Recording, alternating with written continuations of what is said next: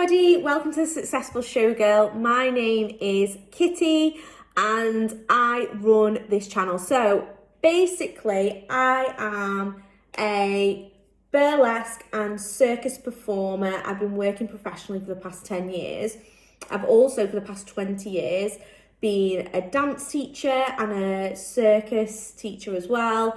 I've owned numerous studios. I also own a UK-wide circus company, and I also run 2 teacher training kind of like mini franchises where I teach people how to become burlesque showgirl instructors, and also how I teach dance teachers how to become aerial instructors as well. So I've got loads of different businesses, all performance related, all things that I absolutely love that basically pay my bills. So in this channel, I talk to you guys about how to take your passions and create them into a paycheck. Basically, how do you go from being an aspiring performer to becoming a paid professional performer? How do we make money out of it? How do we pay our bills? How do we have like a good lifestyle out of doing the things that we love, okay?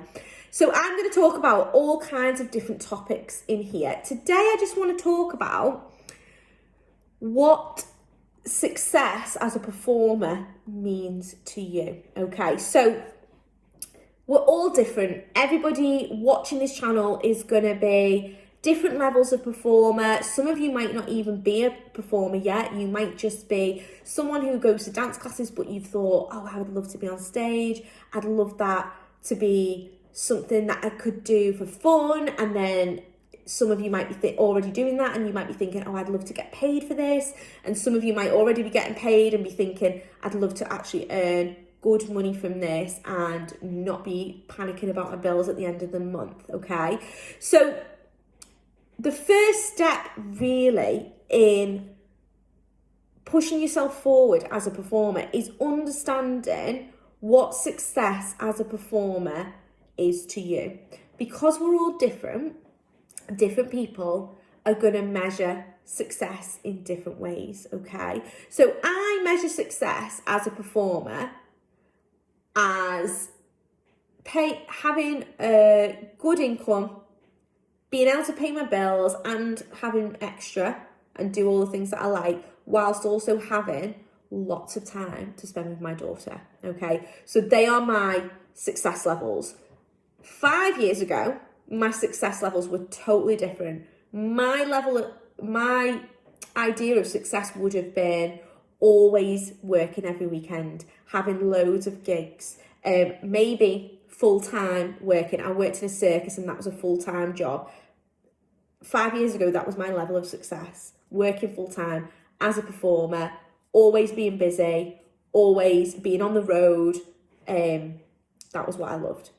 That's totally different now because I've got different responsibilities and different things that I enjoy, okay? So it's going to be different for all of you. You need to sit down and really think about how you're going to measure your success, okay? Some people will measure that by money. They will be saying, oh, well, I'm getting paid. Some people, success for someone might be just getting paid for one gig because they've never been paid before. To them, that now makes them a professional performer. So that's success. To another person, just getting on a stage for the first time is going to be success. For another person, doing an international headlining gig is going to be a success. To another person, working on some massive project where they're making like thousands is going to be success to them. Everybody is going to be different. You need to write down and define what success is to you so you know what you're working towards, okay?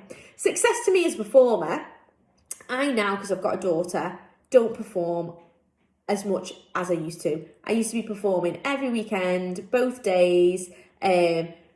Obviously before that was working like in a circus, so that was like full-time performing.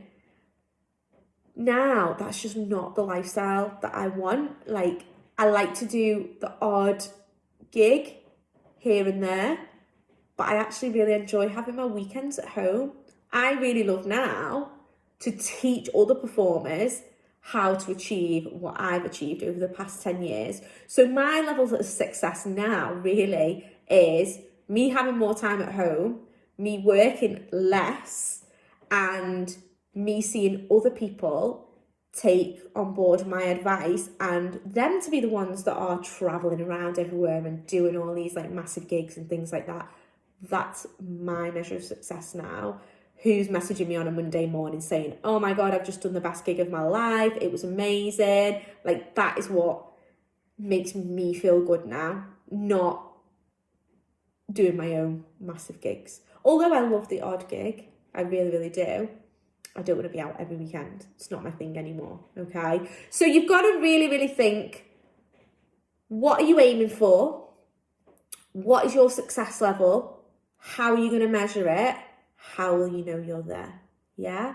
This is the first step to start setting those goals of being a performer. There's no point setting goals, measuring yourself on other people's level of success. There are other performers out there who are doing amazing things, performing all over the world. If I'm measuring myself against their level of success, I'm going to say I'm completely unsuccessful, because at the minute, I'm not doing loads of gigs.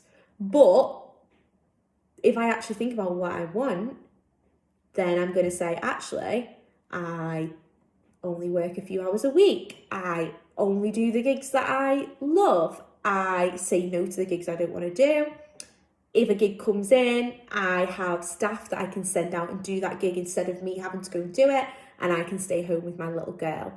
Like, I need to measure my success by my markers and not somebody else's. So there's going to be people in this group who are looking at other performers thinking, oh my God, they're working every weekend and I've only done one gig this month. But they might be working every weekend for next to nothing, and you might be getting paid really, really well for that one gig. Yeah?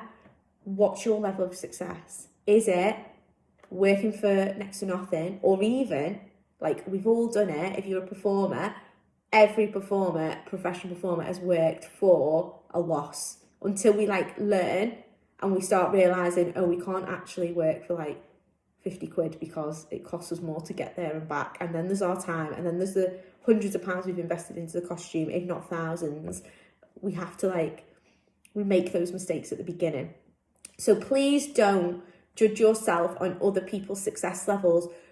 Create your own, decide for yourself what success looks like to you, and that is going to be your marker for when we set goals in this group and for anything else that we do when we talk about how we're going to advance our career on this channel. Okay, so I hope that makes sense to people. Write down your success markers, and then tomorrow we will talk about setting some goals for the latter part of 2024.